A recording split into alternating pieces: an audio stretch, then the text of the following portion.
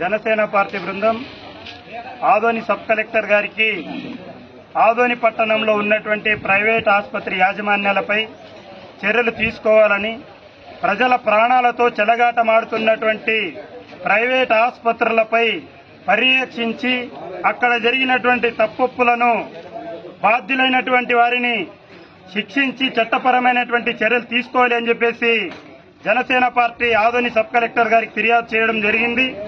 మరి sub collector గారు కూడా సానుకూలంగా ఖచ్చితంగా విజిట్ చేయడంతో పాటు సంబంధిత అధికారులకు ఫిర్యాదు చేస్తామని చెప్పేసి ఆయన కూడా చెప్పడం జరిగింది. మరి మాటలకు మాత్రమే పరిమితం కాకుండా గత కొన్ని సంవత్సరాల నుండి ఆదోని పట్టణంలో ప్రైవేట్ ఆసుపత్రులు పేదల యొక్క ప్రాణాలతో చెలగాటమాడుతున్నటువంటి పరిస్థితిని ఆదోని నియోజకవర్గ ప్రజలందరూ కూడా ఛేదించినటువంటి విషయము. మరి ఆరోగ్యశ్రీ ఆదోనిలో ఉన్నటువంటి మధు ఆసుపత్రిలో వర్తిస్తుంది అని చెప్పేసి పేద ప్రజలైనటువంటి ప్రజలందరూ